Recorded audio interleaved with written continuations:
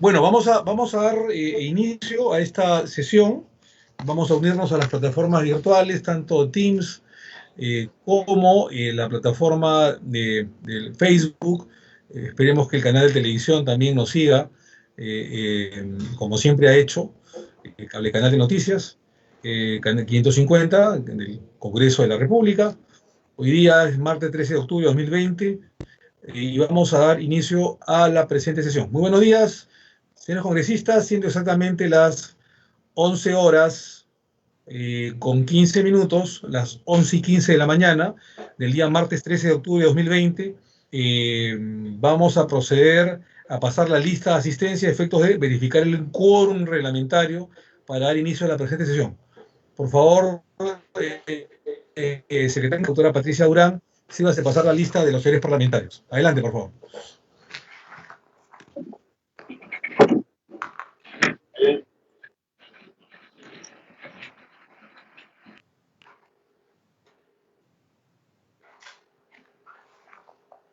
Buenos días, señor presidente. Buenos días, señores congresistas. Buenos días, señores invitados. Procedo a pasar la lista de asistencia en orden alfabético. Congresista Aliaga Pajares.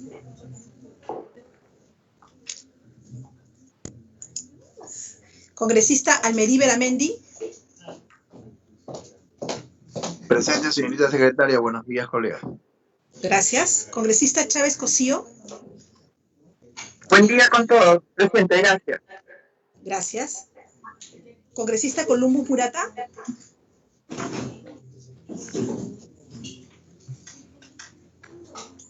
Congresista Costa Santolaya. Buenos días, presente. Gracias. Congresista Gupio Ríos. Robinson Copio, presente. Gracias. Congresista Lazo Villón. Congresista Lizárraga Houghton. Lizárraga Houghton, presente. Buenos días con todos. Gracias. Congresista Yauri Romero. Yauri Romero, presente, doctora. Gracias. Congresista Mamani Barriga. Presente, Mamani Barriga. Buenos días. Gracias. Gracias. Congresista Mesías Ramírez. Presente. Gracias. Congresista Omonte Durán.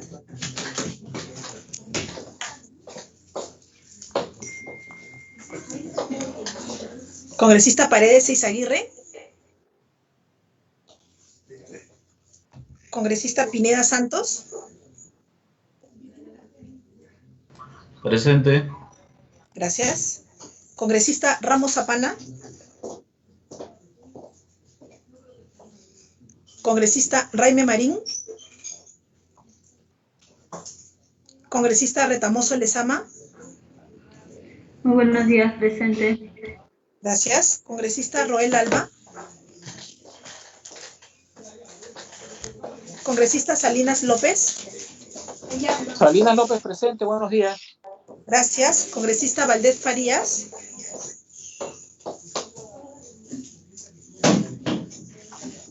Congresista Vázquez Chupilín. Presente. Gracias. Congresista Yupanqui Miñano.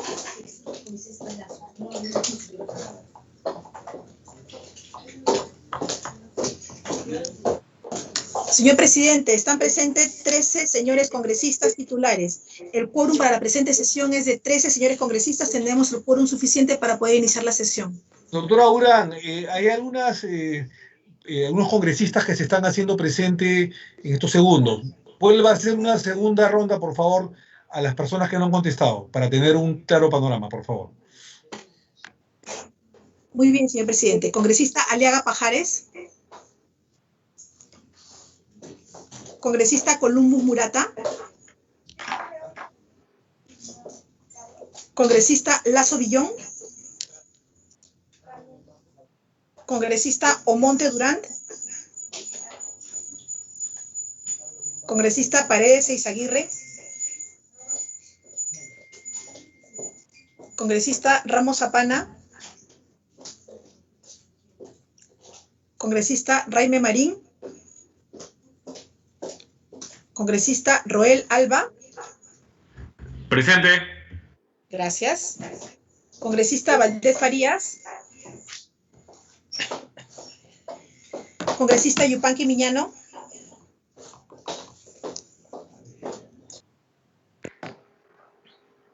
Señor presidente, con la asistencia del congresista Roel Alba, son 14 señores congresistas presentes. Tenemos quórum suficiente para poder iniciar la sesión.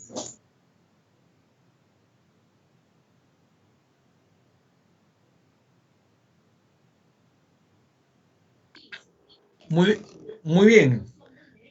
Entonces, con el quórum correspondiente, se da inicio entonces a la decimonovena sesión ordinaria de la Comisión de Constitución y Reglamento correspondiente al periodo de sesiones 2020-2021. Sección despachos. Señores congresistas, a través de la plataforma virtual de Microsoft Teams, así como por el aplicativo WhatsApp, se han enviado el reporte de los documentos recibidos y remitidos por esta comisión del 5 al 11 de octubre de 2020, así como los proyectos de ley, decretos supremos, tratados internacionales ejecutivos y decretos de urgencia ingresados durante el mismo periodo. Si tuvieran interés en alguno de estos documentos, por favor, sírvanse solicitarlo por Secretaría Técnica. Acta. Por la plataforma Microsoft Teams y el aplicativo WhatsApp se ha alcanzado el acta de la 17ª sesión ordinaria de la comisión de fecha 29 de septiembre del 2020. Si no hubiera alguna observación, repito, al acta de la 17ª sesión ordinaria de la comisión, solicitaría someter al voto la aprobación del acta puesta a su consideración.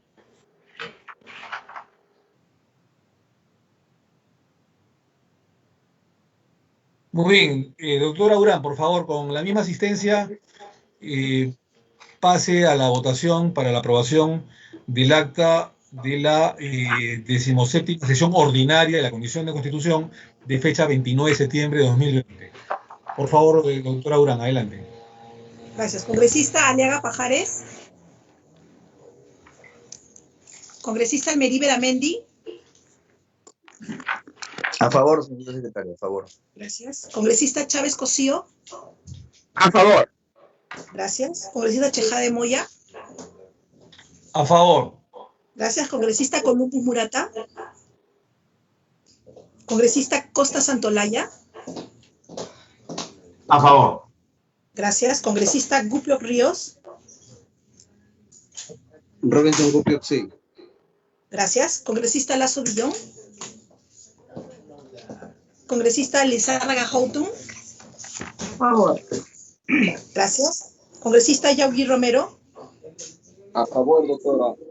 Gracias. Congresista Mamani Barriga. A favor, Mamani Barriga. Gracias. Congresista Mesías Ramírez. A favor. A favor. Gracias. Gracias. Congresista Omonte Durán. Congresista Pineda Santos. A favor. Gracias. Congresista Retamoso Lezama. A favor. Gracias. Congresista Roel Alba. A favor. Gracias. Congresista Salinas López. Salinas López, a favor. Gracias. Congresista Valdés Farías. Congresista Vázquez Chuquilín. A favor. Gracias.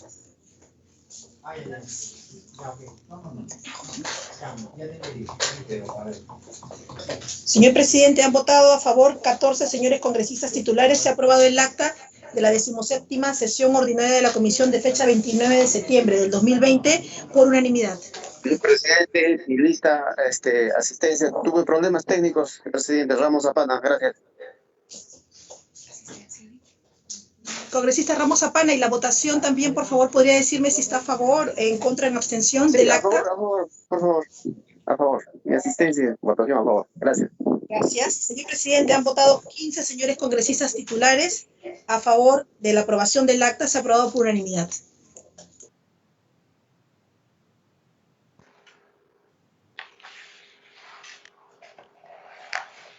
Muchísimas gracias a todos ustedes, doctora Urán. Entonces, es aprobado el acta por unanimidad de la 17ª sesión ordinaria de la Comisión de Constitución y Reglamento de fecha 29 de septiembre de 2020. Informes. Señores congresistas, quisiera informarles que el día de ayer hemos recibido un correo electrónico del jefe de la oficina de prensa del Congreso, el señor José Rocha, quien ante el requerimiento de que nos explique los motivos por los cuales no se transmite en vivo, no siempre, pero algunas veces, ni por TV, ni por redes, todas las sesiones de la Comisión de Constitución y Reglamento, sobre todo los días miércoles, de la sesión extraordinaria, ha señalado literalmente lo siguiente. En la actualidad, la Oficina de Comunicaciones realiza las transmisiones de todas las comisiones ordinarias y extraordinarias que desarrollan los señores parlamentarios. Estas se realizan vía del canal del Congreso de la República o a través de la señal abierta de Internet Facebook. Teniendo en cuenta que la pandemia no hace posible que las comisiones se realicen de manera presencial, hemos creado hasta 4 señales en 2 cuentas de Facebook que nos permiten transmitir el desarrollo del trabajo parlamentario. Si las comisiones no son emitidas en vivo, por una cuestión de espacio, estas son colgadas posteriormente en el Facebook y son emitidas en el canal del Congreso de la República en los horarios que no se realizan transmisiones en vivo. Como es su conocimiento, desde que se inició el trabajo parlamentario, las sesiones de las diferentes comisiones tienen una duración de varias horas, más de 4, 6 y hasta 8 horas. Y en muchas ocasiones se juntan 6 o más comisiones, haciendo imposible que todas se transmitan en vivo. Espero su comprensión si en algún momento nos hemos podido realizar la transmisión en vivo de su tan importante comisión.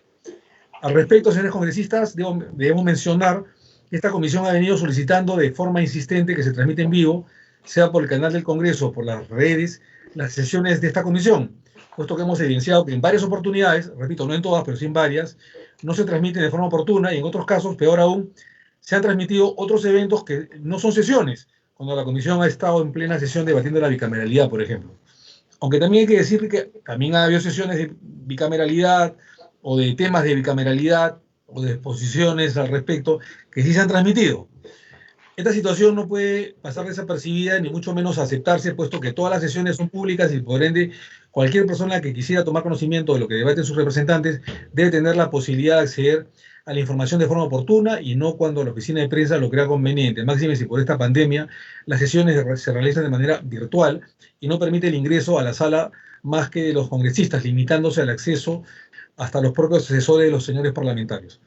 El sustento que señala el jefe de la oficina de prensa se centra en la capacidad para transmitir varias sesiones en vivo al mismo tiempo, pero no explica cuáles son los parámetros que utiliza para transmitir una y dejar de hacerlo en otra, ni por qué, si habiendo este tipo de problemas técnicos desde marzo de 2020, no ha hecho algo para obtener la mayor capacidad para las transmisiones y solucionar el problema que advierte. Además, creemos que en estos casos la oficina de prensa debería informarnos antes de empezar la sesión, cuando no se va a poder transmitir en vivo, ni por el canal ni las redes sociales, a efectos de poder advertir a los congresistas y sus asesores a tomar las previsiones del caso y no enterarnos de ello cuando ya la sesión ha empezado.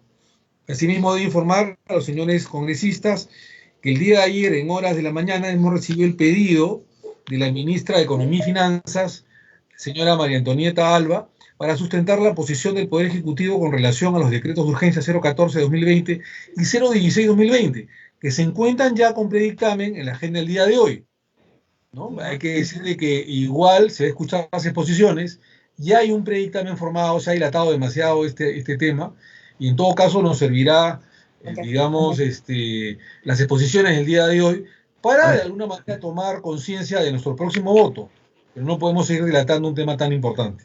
Se le explicó a la señora ministra María Antonieta Alba Luperdi que estos decretos de urgencia fueron emitidos durante el interregno parlamentario y que han tenido la oportunidad de presentarse para exponer su posición durante todo este tiempo, y que además la agenda de la sesión de hoy ya había sido distribuida y por tanto no era posible modificar los puntos ya agendados.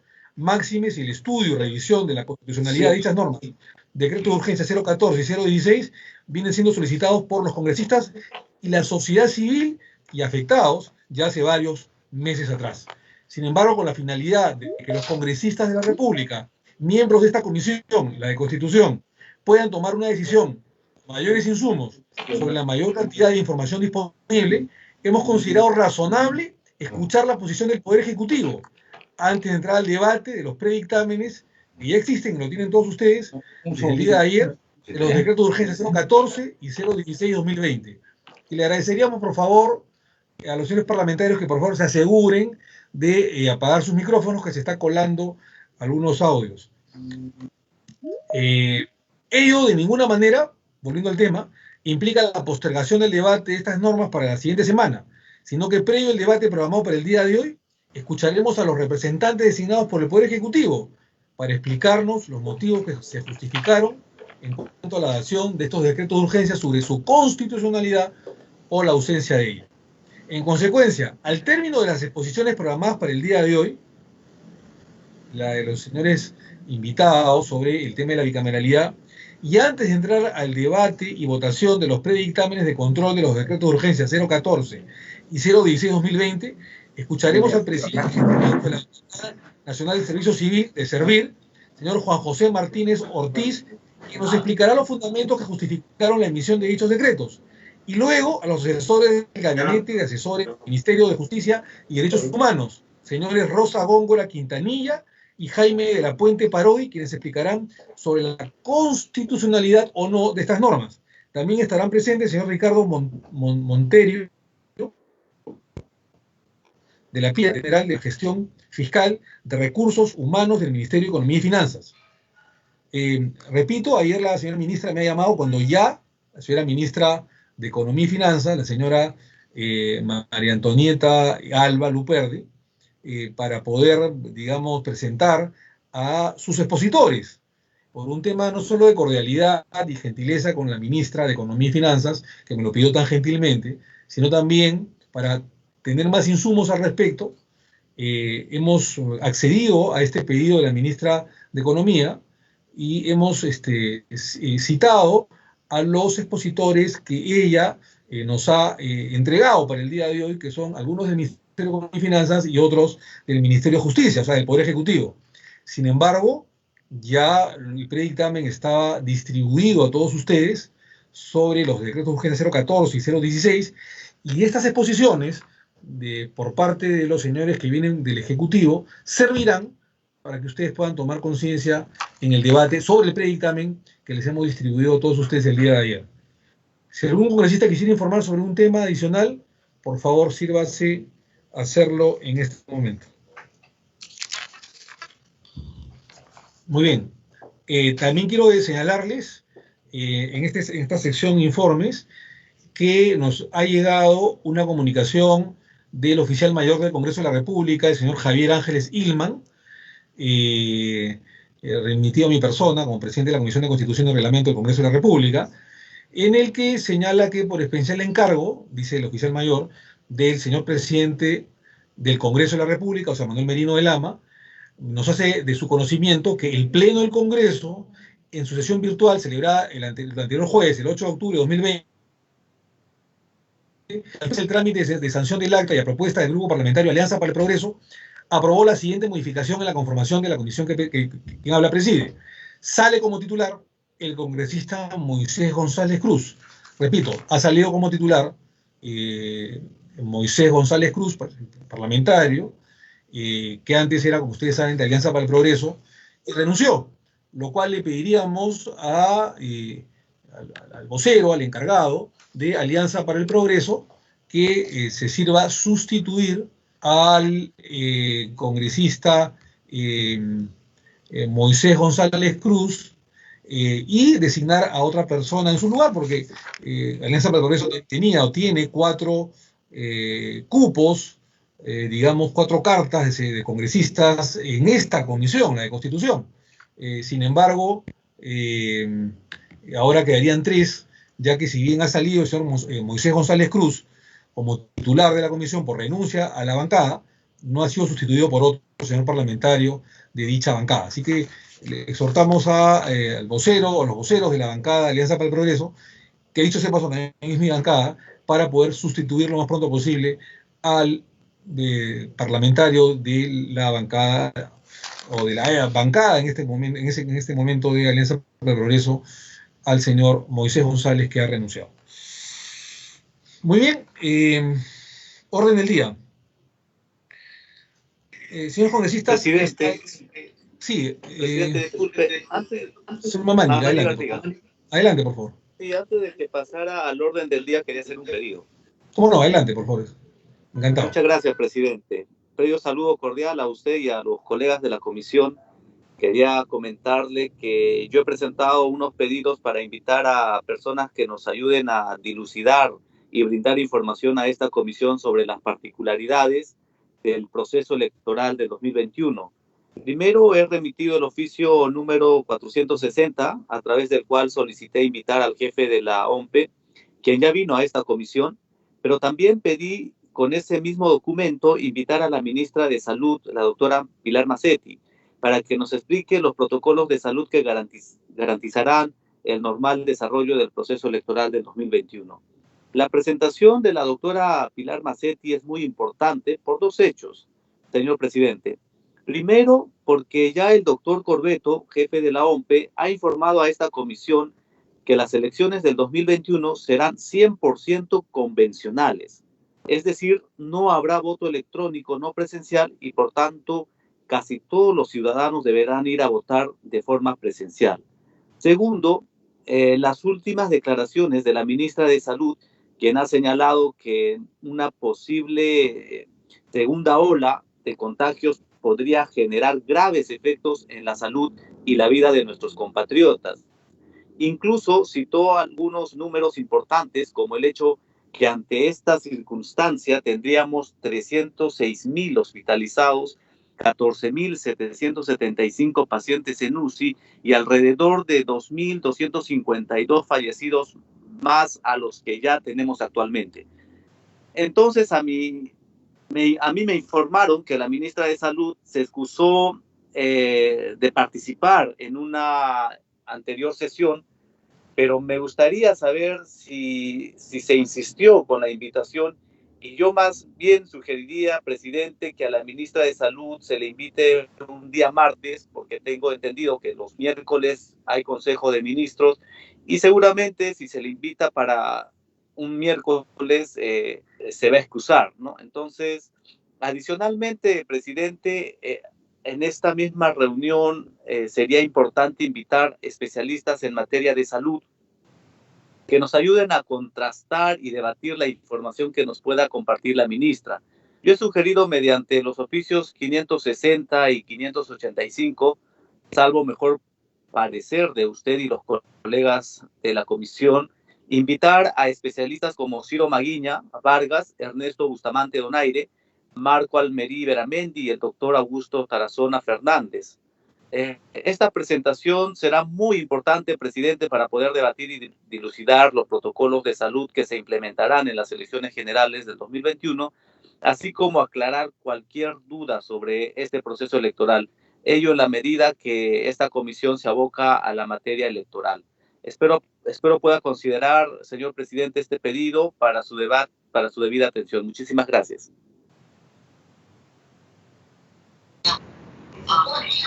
No, a usted, gracias, congresista Mamani Barriga. Nosotros le invitamos, y usted lo ha señalado, a la doctora, bueno, el jefe de la OMPE ya se lo invitó, ya estuvo acá, y una sesión larga y productiva al respecto. En cuanto a la ministra de Salud, Pilar Macetti, se la ha invitado para el día de hoy, como usted bien ha dicho. Lamentablemente sus recargadas labores hicieron de que se disculpara para el día de hoy. Estamos coordinando para que pueda asistir la próxima semana a la sesión de la Comisión de Constitución, y es verdad, para garantizar unas elecciones no solo transparentes, sino sanitarias, libres de contagio el próximo año.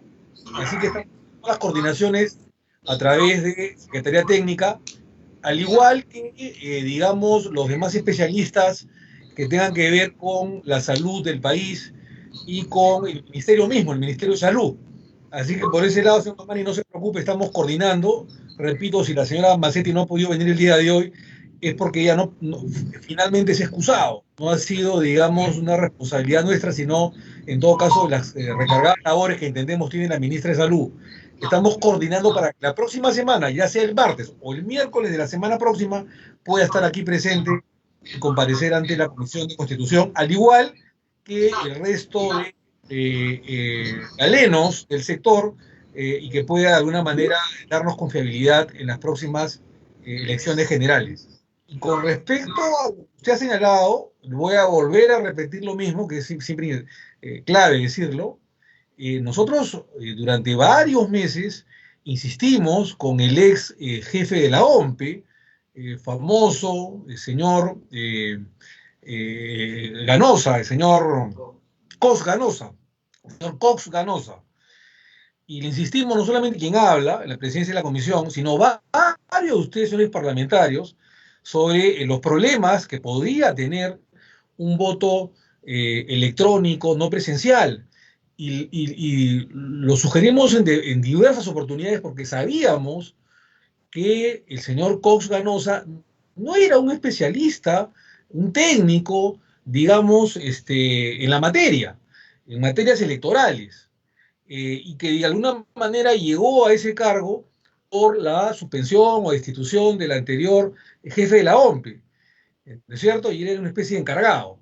Sin embargo, el señor Cox obstinadamente señaló y garantizó que estaban absolutamente garantizadas las elecciones internas, en este caso, en las primarias internas, o en las internas, digamos, de los partidos políticos, de los 24 partidos políticos y de 1,5 millones de personas, para que estas sean las elecciones internas a través de un voto electrónico no presencial. Cuando le hicimos diversas observaciones, en el sentido que el Colegio de Abogados, entre otros, habían tenido serios problemas en sus propias elecciones de los gremios profesionales, él hasta se molestó y dijo que ellos tenían 15, 20 años de experiencia, 30 o 40 procesos electorales. Está grabado, tengo todas las transcripciones, se las puedo alcanzar, y señaló de diversas oportunidades que no iba a haber ningún problema, y que si en el Colegio de Abogados hubo algún problema, digamos, algún problemilla, fue por peleas intestinas dentro de los agremiados, cosa que no era verdad. Y hasta el día último que se despidió, nosotros le dijimos nuevamente que dudábamos de que este sistema, esta plataforma, este soporte técnico pudiera aguantar a 1,5 millones de afiliados de los 24 partidos. Y él hasta el final, tercamente, señaló de que no iba a haber ningún problema.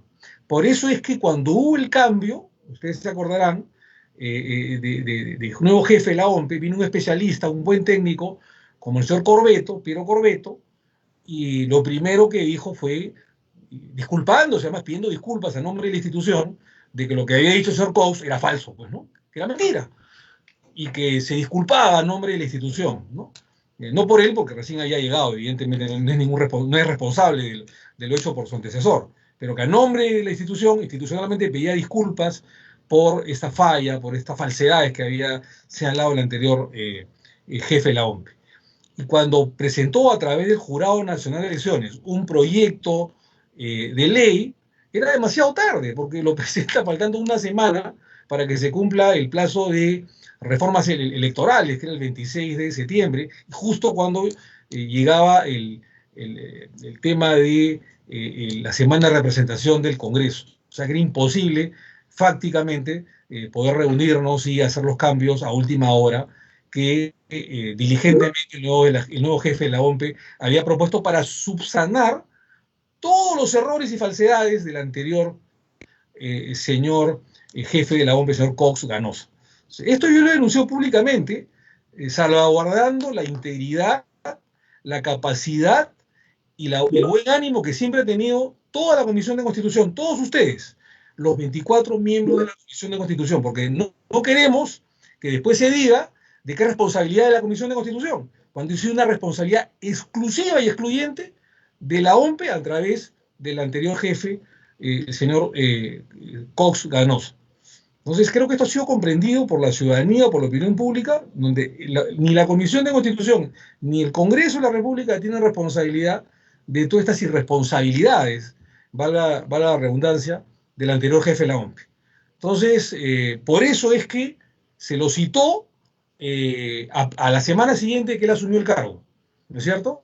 Entonces, creo que esto debe quedar bien claro, salvaguardando el honor, la reputación y todo lo que ha logrado la Comisión de Constitución y Reglamento, todos los dictámenes aprobados que el día de hoy ya son leyes que garantizan las elecciones generales libres, transparentes, democráticas y sanitarias. Y es por eso, señores congresistas, que estamos también haciendo las coordinaciones respectivas para que la ministra de Salud, la señora Pilar Mazzetti, como bien lo ha hecho el congresista Mamani Barriga, y los demás especialistas que él ha solicitado puedan venir en la próxima semana y en las diversas semanas o subsiguientes semanas aquí a la Comisión de Constitución y Reglamento para hablarnos justamente de la defensa sanitaria, no solamente las internas, sino también en las elecciones generales del próximo año, donde más de 25 millones de personas saldrán a votar, como ya bien lo ha dicho el señor Mamani, y bien lo ha señalado el señor Cox,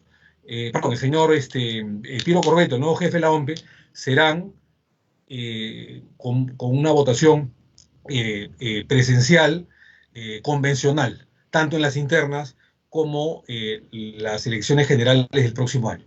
Entonces, queremos salvaguardar, y como presidente de la Comisión de Constitución tengo el deber y la obligación de salvaguardar el honor y el trabajo de todos ustedes, los 24 señores parlamentarios que integran la Comisión de Constitución y Reglamento, y dejar las cosas bien en claro, para que después no hayan malos entendidos ante la opinión pública. Muy bien, agradeciéndole al señor Mamani por su pedido, que lo estamos tramitando para la próxima semana, de la ministra de Salud, señora Pilar Macetti, y los demás funcionarios públicos de salud. Vamos a la orden del día porque hay señores invitados el día de hoy, y también internacionales. Esta es la cuarta y probablemente la última semana del ciclo de conferencias. No lo había visto. La congresista Marta Chávez me está pidiendo el uso de la palabra.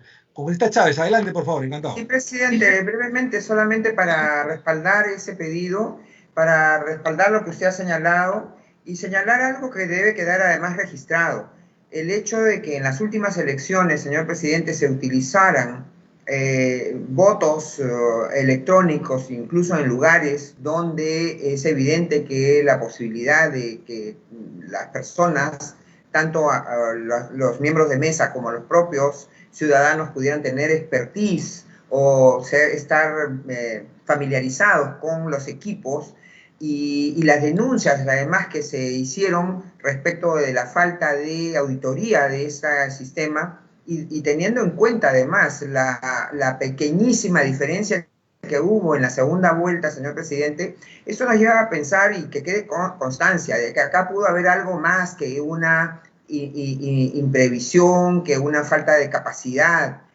Aquí puede, y en el futuro, investigarse, señor presidente, el haberse recurrido a estos votación electrónica para modificar el resultado de las elecciones, para torcer la voluntad popular. Y no olvidemos pues que el propio presidente Vizcarra nos ha dicho el día domingo que Odebrecht pone y saca presidentes. Parece que puso presidentes el año 2016, señor presidente. Gracias. Muy bien, muchas gracias. Con esta Chávez, sin entrar en mayor debate, también quiero decirles de que incluso hemos estado haciendo las averiguaciones técnicas. Si se hubiese, lo que dice la doctora Chávez es muy cierto, incluso no se ha hecho ninguna auditoría, se está pidiendo recién hacer una auditoría por parte de la OMP, pero incluso suponiendo, en el supuesto negado, que se hubiese aprobado en los últimos días, antes que se cumpla la fecha del 26 de septiembre, que era el último día para cualquier reforma electoral, si se hubiese tenido tiempo, digamos, si lo hubieran presentado de repente 15 o 20 días antes, y se hubiese aplazado un mes más las internas, que van a ser en noviembre, y se hubiesen aplazado para fines de diciembre, como pedía lamentablemente a última hora y no se pudo, el actual jefe de la OMP, el señor Piero Corbeto, tampoco se hubiese podido llegar a lo que se quería, que era un voto electrónico no presencial en las internas. Imposible, prácticamente, si ni siquiera se ha hecho una auditoría. Se estaba pidiendo hacer una auditoría. Entonces, ni siquiera con ese mes adicional que pedía el nuevo jefe de la OMP, se hubiera podido tener tiempo, ¿no? Entonces, y además, que como repito, se pidió en los últimos días, cuando ya estábamos pisando la semana de representación, a pocos días de cumplirse el plazo del 26 de septiembre. Entonces, quiero dejar esto bien claro. Bueno, ahora sí, agradeciéndoles a todos por sus intervenciones, orden del día. Señores congresistas, esta es la quinta semana ya del ciclo de conferencias. Tenemos más de un mes del ciclo de conferencias y debates sobre los proyectos de ley 3996, 2018 Congreso de la República, 4111 2018 Congreso de la República, 4227 2018 Congreso de la República, 6123 2020 Congreso de la República, 6123 2020 Congreso de la República y 6381 2020 Congreso de la República, que proponen desde diversas ópticas la reforma constitucional instaurando la bicameralidad en el Parlamento. Estamos llegando prácticamente a la parte final del ciclo de conferencias, que se ha analizado de manera vasta martes y miércoles. Tengo entendido, y le hago un pedido a la doctora Durán, de que ya hay otro congresista de la República que ha presentado proyecto de ley sobre la restauración del Senado y la bicameralidad, que es el congresista Moisés González Cruz. Tengo entendido que habría otro de otra bancada. Entonces, quisiéramos, antes de armar un predictamen inicial para el debate para la próxima semana o la subsiguiente, saber si ya está en la Comisión de Constitución para que a lo mejor el día de mañana, que terminamos ya el ciclo de conferencias sobre el Senado, o la restauración del Senado de la República, pudieran exponer estos dos últimos proyectos de ley el día de mañana con el último expositor, que es el doctor Enrique Garci. Entonces, doctora Durán, infórmenos por favor, doctora Durán, si esos dos proyectos ya están en la Comisión de Constitución. Señor presidente, todavía no aparecen derivados a la Comisión de Constitución, pero seguramente en estos días va a aparecer ese registro. Sería bueno tener esa información el día de hoy, porque me han informado que ya estarían estos dos proyectos para que el día de mañana puedan ser sustentados, mañana miércoles, para que acompañen a la exposición el día de mañana del doctor Enrique Garci acerca de la reforma constitucional de la bicameralidad. Entonces habría que en las próximas horas averiguar con oficialía mayor y pedirlo, si es que ya lo tienen, para, digamos, tener todo el compacto de todos los proyectos de ley antes de que se elabore el predictamen. Le voy a pedir, por favor, doctora Durán, como usted como diligente secretaria técnica, como siempre, pueda obtener esa información y pedirlo para que los señores parlamentarios puedan hacer uso de la palabra y sustentar sus proyectos de ley. En la 17ª sesión ordinaria del martes 29 de septiembre, tuvimos como invitados a la doctora Marisol Peña Torres, de la Pontificia Universidad Católica de Chile, al doctor Francisco Iguren y Alberto Borea, destacados constitucionalistas y profesores del Perú. En la 19ª sesión hemos tenido a Carlos Hackanson Nieto, Raúl Ferrero Costa y Carlos Blanca Bustamante, que además todos ellos son miembros del Consejo Consultivo de la Comisión de Constitución, ilustres constitucionalistas peruanos. El martes 6 de octubre se tuvo como invitados a la doctora María Paula Chicoña, de la Universidad de Belgrano, Argentina, al doctor Celso Campilongo, de Sao Paulo, Brasil, el doctor César Delgado Gembes, como exfuncionario de carrera de Servicio Parlamentario del Perú. También hemos tenido al doctor Víctor García Toma, Aníbal Quiroga y Javier González Olaechea Franco, todos ellos excelsos constitucionalistas peruanos, miembros la mayor parte del Consejo Consultivo de la Comisión de Constitución y Reglamento. Y el día de hoy, y siempre manteniendo la calidad de nuestros expositores, tenemos la grata presencia, en primer lugar, del doctor José Manuel Vera Santos, catedrático en Derecho Constitucional de la Universidad Rey Juan Carlos de España, quien nos comentará sobre las bondades de la bicameralidad en dicho país, sus experiencias y perspectivas.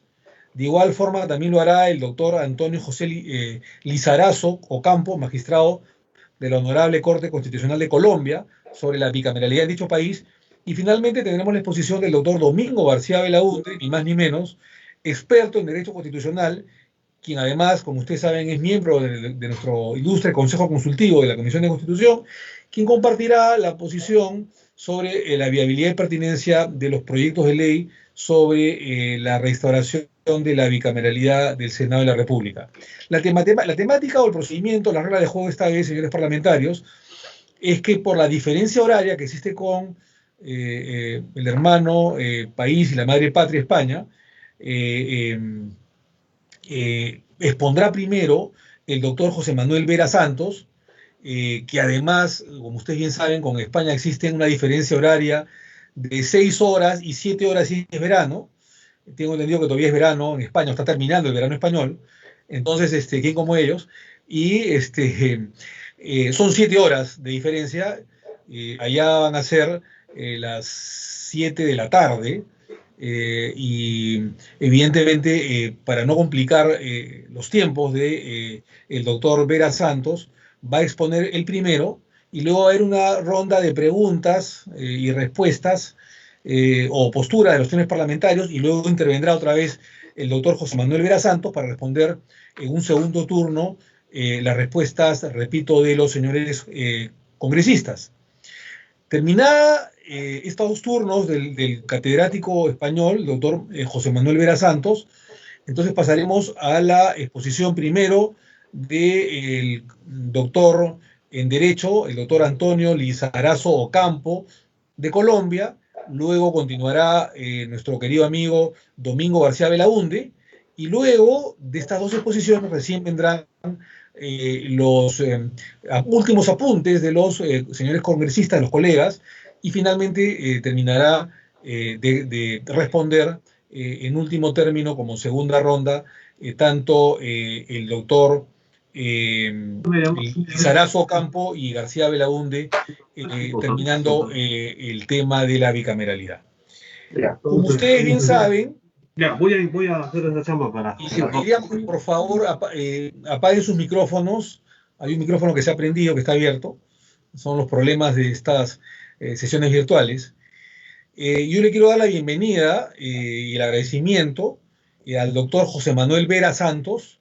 Él es catedrático en Derecho Constitucional e investigador principal de la Facultad de Ciencias Jurídicas y Sociales de la Universidad Rey Juan Carlos de España, doctor cum laude en Derecho por la Universidad Complutense de Madrid. Es un gran académico correspondiente a la Real Academia de Jurisprudencia y Legislación y miembro de la Asociación de Constitucionalistas Españoles. Dentro de sus numerosos tratados, el doctor José Manuel Vera Santos tiene Senado Territorial y Presencia de Notables, el Senado en sus textos, otra obra también, la Reforma Constitucional en España, y Pautas para una Reforma Constitucional. Asimismo, el doctor José Manuel Vera Santos ha sido premiado por su cátedra y es asesor internacional en temas constitucionales. Nos hablará el día de hoy sobre las bondades del sistema bicameral del Senado de la República. Nos dirá seguramente por qué es tanto más importante la Cámara de Diputados o el Congreso de los Diputados, que tantas veces lo hemos visitado en Madrid, en España, y por qué podría ser incluso hasta más importante el Congreso de los Diputados que la Cámara Alta, que la Cámara de Senadores. En fin, todas esas bondades sobre la bicameralidad en España, que es una monarquía constitucional, nos expondrá nuestro ilustre expositor el día de hoy, español, José Manuel Vera Santos. Doctor, para nosotros es un honor tenerlo el día de hoy en el Perú, en la Comisión de Constitución del Congreso de Perú, del Congreso de la República del Perú. Es un grato honor tenerlo. La verdad que nos tiene muy halagada su presencia y su próxima exposición. Así que con todo afecto y simpatía le hacemos el uso de la palabra por el tiempo que usted considere pertinente. Así que no se preocupe por el tiempo, doctor. Tiene el uso de la palabra el doctor Vera Santos. Adelante, por favor, encantado. Muchísimas gracias, presidente de la Comisión de Constitución y Reglamento, don Omar Chejá de Moya, a todos el resto de los congresistas. No quiero olvidar tampoco a don Carlos Jaico y a doña Patricia Durán, que me han tratado con muchísima amabilidad hasta que hemos logrado pues, adecuar todo los horarios, etcétera, etcétera. Muchas gracias a todos y de verdad que el que está muy agradecido soy yo por poder presentar ante todos ustedes, ante los representantes de la soberanía del Perú, pues una serie de ideas que desde luego se tienen que tener como tales. Uno de los mayores problemas que tenemos los que nos dedicamos a la cátedra es que jugamos siempre como aquel mito de la caverna de Platón, en virtud del cual recuerdan ustedes que se veía la realidad deformada. Somos tan teóricos que muchas veces las teorías, a la hora de llevarse a la práctica, dejan mucho que desear. Se dice en el argot popular que el infierno está lleno de buenas intenciones. Efectivamente, la intención que podemos tener los catedráticos o los que teorizamos al respecto en el ámbito constitucional puede ser muy buenas, pero todas esas consideraciones deben adecuarse a la realidad. Si bajamos un poco más a la realidad y vemos aquel dicho de gato blanco, gato negro, lo importante es que cace ratones. En el ámbito del derecho constitucional no me canso de decir a mis estudiantes, y siempre que puedo, que lo importante es que las instituciones se adecúen a lo que el pueblo, peruano en este caso, venezolano, chileno, español o americano, necesitan y donde se encuentre el mejor. Por tanto, discutir sobre bicameralismo o monocameralismo, yo soy defensor del bicameralismo, voy a exponer por qué, pero está siempre sometido a la circunstancia concreta de cada país en su propia historia. ¿Por qué digo todo esto? Porque ya sabemos que desde la República Francesa, desde 1789, la Declaración de Derechos del Hombre y del Ciudadano establecía que tenía que haber una parte dogmática y una parte orgánica, una serie de derechos y libertades fundamentales, que eso sí que son intangibles y se tienen que desarrollar.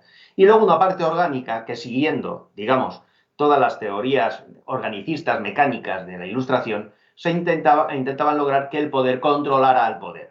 Ese poder que controla el poder se puede realizar de diferentes maneras, como sabemos todos. Muy brevemente, el presidencialismo, ¿vale? Modelo americano, digamos, de Estados Unidos de América del Norte, para ser más concretos. Dentro de ese sistema, yo veo mucho más al Perú. Y el parlamentarismo, donde la legitimidad del pueblo se transmite a unas cámaras y las cámaras eligen un gobierno que responde ante el Parlamento. Aparte del sistema suizo, ¿vale? Pero como no creo que sirva como ejemplo, pues la verdad es que casi siempre se me olvida porque Suiza es Suiza en sí misma, ¿vale? Por tanto, voy a poner de manifiesto cómo se organiza un sistema parlamentarista que es el español. Lo correcto y lo adecuado es que ustedes lo tamicen para llevarlo a sus propias necesidades de su país, del Perú. Dice el artículo 66 de la Constitución que las Cortes Generales en España se componen de Congreso de los Diputados y de Senado, con lo cual parece que no hay mucho que discutir. Estamos ante un sistema bicameral. El bicameralismo ha sido la manera de organizarse más común del ámbito legislativo a lo largo de la historia. No voy a hacer mucho hincapié en cuáles son las razones, porque son razones generalmente admitidas por todo el mundo, pues desde el sistema aristocrático que redundaba en la Segunda Cámara, que era la principal en su momento, la Cámara de los Lores y los Comunes, o hasta el sistema mucho más democrático, que es pues, la diferente representación de territorios o de otras consideraciones orgánicas o culturales que se pueda dar en la Segunda Cámara. Volveremos al respecto a continuación.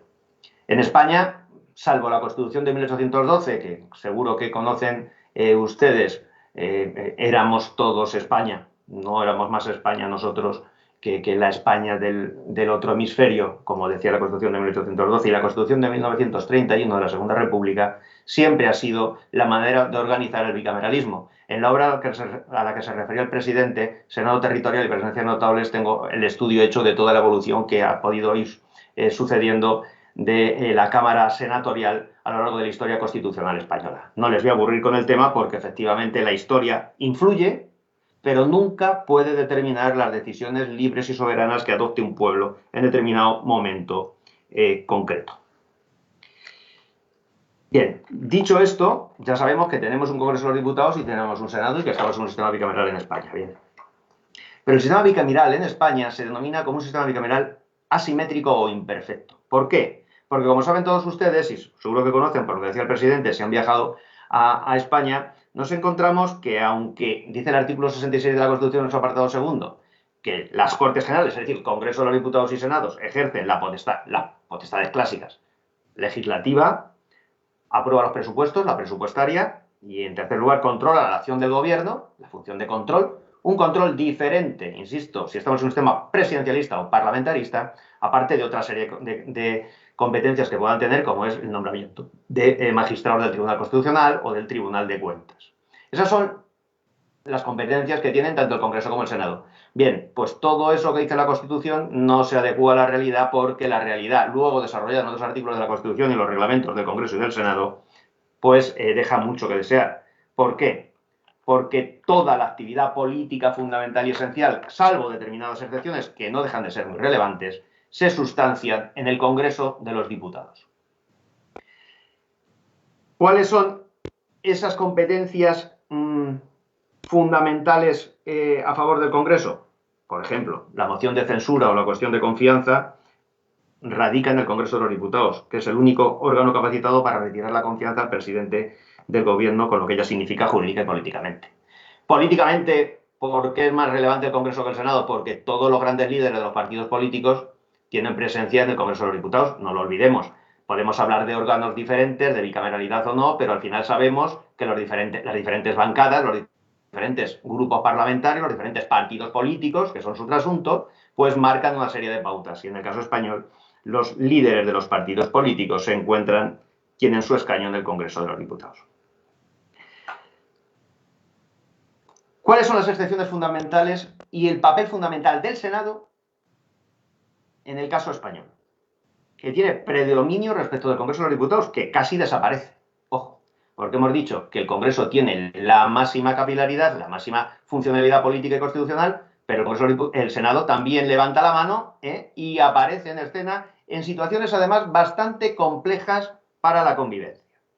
En primer término, en el procedimiento de reforma constitucional, sobre todo en el agravado del 168, que afecta a la reforma total o a los derechos fundamentales y al título primero referido a la jefatura del Estado, tiene un papel esencial, exactamente igual que el del Congreso de los Diputados. Cuidado, por tanto, el Senado tiene su participación. Pero es que también el artículo 155, lamentablemente puesto en vigor, en este caso, hace unos años, debido pues al golpe de Estado sufrido por el Estado español por parte de una comunidad autónoma, en este caso Cataluña, que se levantó por sí misma respecto a los procedimientos y la soberanía nacional, radica en el Estado. Es el Estado, perdón, en el Senado. Es el Estado el que tiene que adoptar las medidas necesarias para obligar a la autonomía a cumplir con las obligaciones que la Constitución le establece. Con lo cual se pide la mayoría absoluta del Senado para poder proceder el Gobierno a aplicar el artículo 155 de la Constitución. Por tanto, ojo, el Senado, en el 155 de la Constitución, también desarrolla una tarea fundamental. Resumo, tanto en reforma constitucional como en el 155 el Senado es esencial. Lo digo porque, como están ustedes también ahora con la reforma constitucional, la existencia de una segunda Cámara hace que necesariamente no solamente la legislación ordinaria, sino la reforma constitucional, se vea también pautada. ¿Y eso es bueno o malo? La existencia de una segunda Cámara, no lo olvidemos, hace que también el procedimiento legislativo, tanto el legislativo ordinario como la reforma constitucional, se dilate. Pero también impide normativa precipitada, sin suficiente capacidad de discusión por parte de la oposición. Recuerden ustedes que cada vez más la democracia no es que la mayoría decida, sino sobre todo que la mayoría decida y que las minorías tengan voz y tengan voto. Por tanto, en estas dos cuestiones, reforma constitucional, 168 de la Constitución, artículo 155, la ejecución federal, conocida con carácter general a nivel institucional, el Senado tiene gran papel. También tiene un papel fundamental, esencial, en relación con los proyectos de acuerdo de cooperación entre comunidades autónomas. Saben que España es un Estado autonómico descentralizado, del artículo 145 de la Constitución, y los proyectos de distribución del Fondo de Compensación Interterritorial, a los que se refiere el artículo 158. Es decir, el reparto de esa bolsa común, donde tiene que decidirse, la bolsa común de todos, pues qué parte va a una región o qué parte va a la otra. Esas son las características fundamentales y esenciales, las funciones fundamentales y especiales del Senado. Vamos a ver, y lo vamos a aplicar con carácter general y al Perú con su permiso. Insisto en aquello de que de buenas intenciones hasta el infierno lleno. Planteo cuestiones y son ustedes los que en uso de la soberanía y de la libertad que tienen concedida por el voto de sus electores tienen que tomar la decisión. Fíjense, por tanto, que el Senado en España realiza con carácter general, es una Cámara de segunda lectura, de tranquilización del sistema legislativo. Yo lo estudié en su momento cuando hice la tesis doctoral, pero una media de un 70, un 80% de las normas con rango de ley que aprueba el Congreso de los Diputados, a su paso al Senado, una vez que ya han discutido en el Congreso de los Diputados los grandes líderes y han puesto de manifiesto todo lo que piensan y los enfrentamientos y por qué yo opino mejor que tú y por qué yo tengo razón en esto o en el otro, cuestiones técnicas a posteriori son asumidas en el Senado con mayor tranquilidad y aunque luego tienen que volver al Congreso, que es el que tiene la última palabra, como ya políticamente se ha demostrado la posición de cada uno, pasan con reformas, con enmiendas, que son aprobadas luego por el Congreso. Por tanto, hombre, no es un mal dato la tarea que realiza la segunda Cámara. La reforma constitucional, ya se lo he indicado, el 155 de la Constitución, y los nombramientos de miembros del Consejo General del Poder Judicial. Hoy, si leen ustedes la prensa española, pues estamos precisamente ante una proposición de ley de los grupos parlamentarios Socialista y Podemos que conforman el gobierno de coalición en España ahora mismo, sobre cambiar la composición del Consejo General del Poder Judicial, la manera de elegir a los jueces, a una parte de los jueces que componen el Consejo General del Poder Judicial. También nombra el Senado a 2 magistrados de los 12 que tiene el Tribunal Constitucional o a los magistrados del Tribunal de Cuentas. Vamos a elevarnos y hablar de generalidades. Para implantar en el Perú un sistema bicameral hay que diferenciar, desde mi punto de vista, no solamente que se logre que en ese bicameralismo se llegue a cabo una segunda lectura, sino que hay que atender a una segunda Cámara que tenga competencias de apoyo también a la Cámara de Representación Básica, que debería ser pues, el Congreso, o como lo quieran ustedes denominar, ¿vale? Y tiene que tener otras competencias distintas que la que tiene ahora mismo el sistema unicameral, que la que tiene el Congreso de la República. ¿Las competencias tienen que ser las que tenemos nosotros en España o las que tienen...? No, porque estamos en un sistema, recordamos, presidencialista y por tanto yo asimilaría mucho más las posibles competencias que se tienen que desarrollar por ese Senado, llámese como se llame, peruano, a las competencias, por ejemplo, que existe en el Senado de Estados Unidos de América del Norte. Nombramientos, participación en presupuestos, reparto de recursos territoriales, independientemente, voy a hacer hincapié, independientemente de que se produzca a una descentralización territorial del poder, a la que lo decía el maestro Lowenstein, hablando de esa división vertical del poder. Por tanto, diferentes competencias. Pero también diferentes sistemas de elección de las personas que van a ocupar los escaños, de los congresistas y de los, no sé cómo denominarlo, porque habría que quizá cambiar la denominación, y de los senadores. Yo voy a decir algo que en España no se ve bien. Hemos pasado en las sociedades desarrolladas del respeto a los ancianos a la efebocracia, en virtud de la cual, cuando uno tiene, en el caso español, 18 años y puede votar, además puede ser diputado, puede ser senador, y si un poco más, y la genética lo permite, o la biología, abuelo o bisabuelo de alguien. Yo creo que desde el punto de vista de las elecciones, a la segunda Cámara había que establecer una edad superior.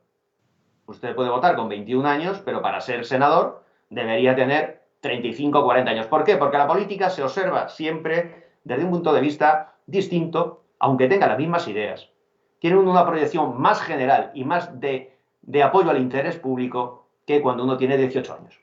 Todos hemos tenido 18 años, algunos de ustedes no llegarán a los 50, pero créanme, yo que llego, se ve todo desde una óptica diferente. Por tanto, hay que cambiar quizá la edad, quizá haya que cambiar los sistemas electorales. No es lo mismo elegir a un diputado que elegir a un senador, en el caso español, lo veremos después si nos da tiempo, ¿vale? El sistema de elección de los diputados en España es un sistema de elección proporcional, siguiendo la conocida ley D'Hondt, muy criticada en España, porque es la menos proporcional, entre comillas, de todos los sistemas electorales proporcionales, ¿vale? Pero bueno, no pasa absolutamente nada. Aparte, en un sistema como es el español parlamentario, los sistemas electorales tienen que proceder a elegir diputados, pero también a procurar gobierno, a procurar ejecutivo, porque no podemos encontrar que el sistema es muy proporcional y tienen que llegar a acuerdos 17 partidos políticos y luego sabemos la inviabilidad de la toma de decisiones que se tienen que llevar a cabo. Por tanto, diferente edad, diferente sistema de elección, diferente circunscripción electoral. Puede ser la provincia, puede, en su caso los departamentos, puede ser a nivel nacional, pero tienen que tener una circunscripción distinta. Y quiero hacer especial hincapié, porque además sé que nado contracorriente, porque cuando se habla del Senado, fíjense el título de mi tesis, Senado territorial. Siempre se habla, bueno, como vamos a tener una segunda Cámara, ponemos al final el carro delante de los bueyes. como vamos a tener una segunda cámara, vamos a tener que descentralizar y territorializar el poder en aquello que decíamos de Lowenstein, de la división vertical, de la división vertical del poder. Miren ustedes, la experiencia, el otro día hablando con un colega mexicano, me decían, fíjense que en España se habla de un Estado autonómico que no llega a ser federal y, sin embargo, tenemos más competencias transferidas a las comunidades autónomas que un Estado federal como México, que cada vez más es menos federal y va recuperando competencias. El problema que tiene la descentralización constitucional del poder, es decir, el federalismo, porque lo tiene, ¿vale?, es que si se produce en determinadas circunstancias donde los habitantes de una región, de un departamento, digamos, de la costa, digamos, de la sierra o digamos, de la selva, no tienen mucho que ver por economía, por aficiones, por cultura, con otro departamento del norte, del sur, del este o del oeste, nos podemos encontrar con unas fuerzas centrífugas que conlleven problemas a la hora de actuar con lealtad constitucional respecto a la República del Perú. Si hablamos de Bolivia, lo entenderán perfectamente con el caso de Santa Cruz de la Sierra, creo que se llama.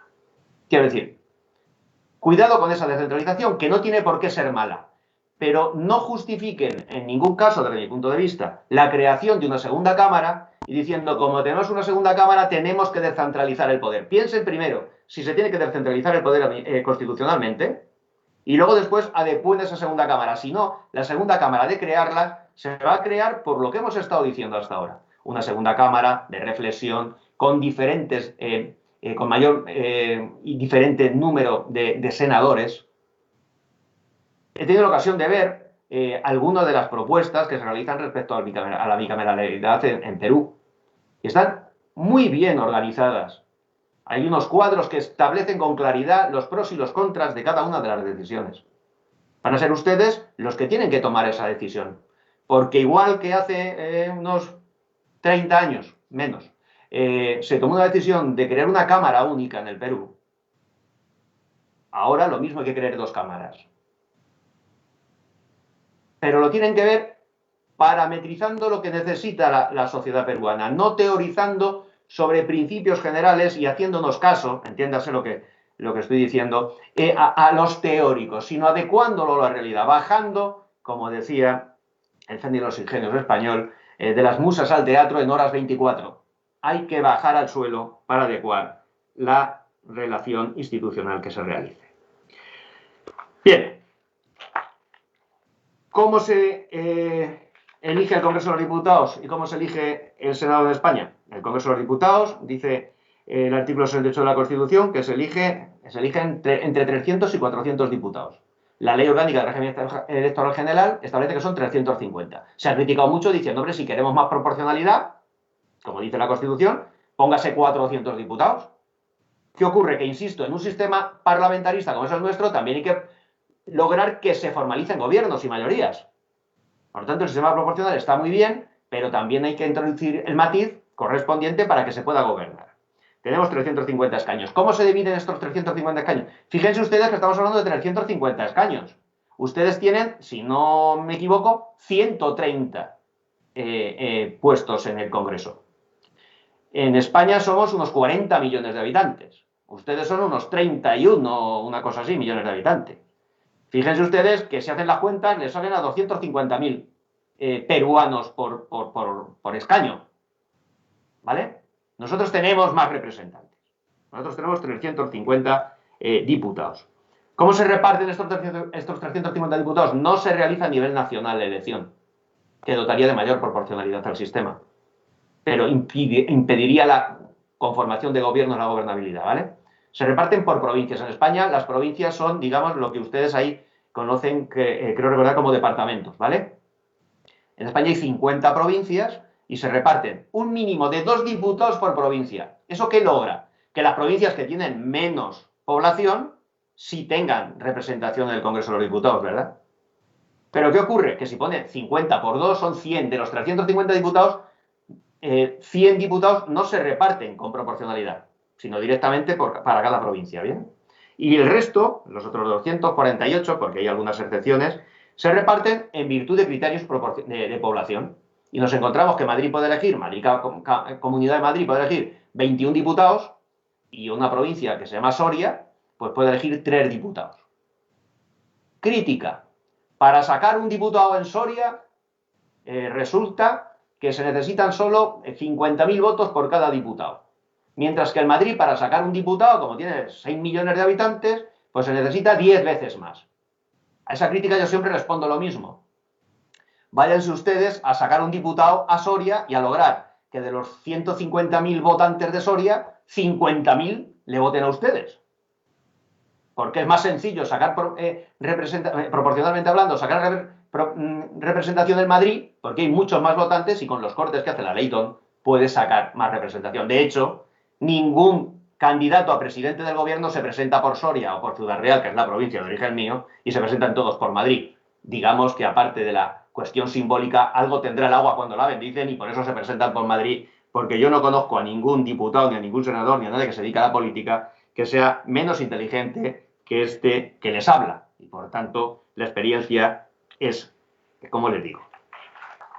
Bien, la crítica a la Leyton es una crítica evidente, que además está en todos todos los manuales de derecho constitucional, o sea que no hay ningún problema, y la crítica sobre todo es porque la elección se realiza en sede provincial. Bien, pues es así, yo soy un defensor de la Leyton. ¿Cómo se elige el Senado? Claro, si tenemos 2 cámaras tenemos que jugar con que la segunda cámara va a ser siempre una cámara de reflexión, al 80% o al 70% de sus tareas, pero también tiene que tener otra representación, también tiene que servir para algo más que para elegir del mismo sistema, en vez de a 130, pues digamos, pues a otros 70 o a otros 100 senadores, en el caso del Perú. Respecto al sistema electoral, el artículo 69 de la Constitución española establece un sistema doble para su composición que combina la elección de senadores directamente, no ya por un sistema proporcional como en el caso del Congreso con la Leyton, sino un sistema mayoritario que ahora les contaré, y aparte de ello, de estos, que son las 3/4 partes, también existe la designación de senadores por parte de las comunidades autónomas. Recuerden que España es un país descentralizado políticamente y por tanto las diferentes comunidades autónomas, 17 comunidades autónomas, tienen capacidad para elegir un número muy limitado de senadores, como veremos a continuación. ¿Cómo se eligen los senadores por el pueblo español? Hasta la fecha han coincidido siempre las elecciones al Congreso de los Diputados y al Senado. Por tanto, cuando uno va a votar a las elecciones legislativas va con 2 papeletas. En una vota al Congreso de los Diputados, que es un sistema de listas cerradas y bloqueadas. Y uno presenta la papeleta del PP, del PSOE, de Podemos, de Ciudadanos o de lo que sea. En el caso del Senado, es una única lista donde se establece cuáles son los partidos políticos y en cada circunscripción provincial se eligen 4 senadores, con carácter general. Hay excepciones en algunas islas, etc. 4 senadores. Pero el elector solo puede elegir a 3 de las casillas. A 3 que pueden ser uno del socialista, el otro liberal, el otro... Da exactamente igual. Pero tiene que elegir a 3. La realidad se impone. ¿Y cómo se impone? Pues el señor que vota socialista y vota a los 3 socialistas. El señor que vota al Partido Popular vota a los 3 del Partido Popular y el señor que vota a Podemos vota a los 3 de Podemos. De hecho, los partidos políticos, a través de los votos que mandan a las casas, ya los mandan con sus 3 candidatos puestos. Por tanto, cuando nos dicen la teoría constitucional que hay que desbloquear las listas para elegir, eso se basa en que el ciudadano debe conocer al que va a poner la cruz. En el caso español, en el 99% de los votos, todo el mundo que vota un partido político, también en el Senado, al Congreso de los Diputados presenta su lista y en el Senado pone las 3 crucecitas a los electores del partido correspondiente. Por tanto, no se crean ustedes que las listas abiertas son soluciones para posibilitar que el ciudadano pueda elegir pues, dentro de cada bancada a uno u otro antes, porque esos son muy complicados y es mucho más propio de las votaciones internas para elegir a los candidatos dentro de los propios partidos políticos. Hablo de la realidad, no hablo de la teorización. Si habláramos de la teorización, Yo tendría que decir las bondades de cuanto más abierto sea el sistema, etcétera, etcétera. Pero creo que tenemos que hablar de lo que pasa en España, para que todos sepamos lo que realmente ocurre. Vale, ya tenemos, pues pensemos, pues son 4 por provincia, 200 senadores. Pero también se posibilita, como España es un estado descentralizado, que las diferentes comunidades autónomas, 17 comunidades autónomas, vamos a quitar Ceuta y Melilla, son territorios también español, pero vamos a hacer el ejemplo. Las 17 comunidades autónomas pueden elegir cada una un diputado por ser comunidad autónoma, más uno más por cada millón de habitantes. Lo que quiere decir que si Madrid tiene 6 millones de habitantes, elegirá 7 senadores, y si Barcelona tiene 5, pues elegirá 1 más 5, 6 senadores, ¿vale? Por tanto, ya tenemos los elegidos directamente por el pueblo en un sistema, insisto, mayoritario, y los designados por las comunidades autónomas. ¿Cómo eligen las comunidades autónomas a esos designados suyos? Depende de lo que diga su estatuto correspondiente de autonomía. Si el estatuto correspondiente de autonomía establece que tiene que ser su asamblea legislativa, lo elige la asamblea legislativa. Si dice que tiene que ser el gobierno, el ejecutivo, lo elige el ejecutivo. Siempre, eso sí, dice la Constitución, de una manera proporcional a la representatividad política de cada uno de los partidos. Una representación que es materialmente imposible. Imagínense ustedes una comunidad autónoma que no tenga muchos habitantes y que tenga que elegir pues un senador por ser comunidad autónoma y otros 2 por motivos poblacionales. Y hay 5 partidos con representación en la Asamblea Legislativa Regional. Pues evidentemente, por mucha proporción que se quiera dar mucha relación proporcional que se quiera dar, pues es imposible, porque no se puede hacer proporcionalmente la presencia de 5 partidos políticos en esa Asamblea Legislativa y que salgan 3 de ellos. Algunos siempre se termina enfadando. Pero bueno, esto es así, ¿vale? Pues ya tenemos una cosa clara, que si tenemos 2 cámaras tenemos que tener diferentes competencias. Una de ellas puede ser común a todas, pero luego cada una tiene que tener sus diferentes competencias respecto a las otras, y desde luego tiene que tener un sistema, como he dicho antes, que tienen que tener diferentes competencias también para diferenciar claramente la tarea del senador de la del diputado o del congresista, y se tiene que tener también maneras diferentes de elegir para que no sea lo mismo, y también pues una serie de criterios diferentes. Hincapié en algo, bueno, voy quizá demasiado rápido, pero porque es que es imposible en 45 minutos o 50 explicar todo esto. Voy a hacer hincapié en qué se requiere en el sistema español para adquirir la condición de diputado o de senador. Porque he visto en su modelo alguna cuestión que me ha llamado la atención, que es el tema de las vacantes y de la obligatoriedad de que cuando uno es diputado, siga de diputado. ¿Qué pide en nuestro ordenamiento? Presentar la credencial de elector, la credencial que da la Junta Electoral Central, hablando de las elecciones antes que estaban discutiendo al respecto.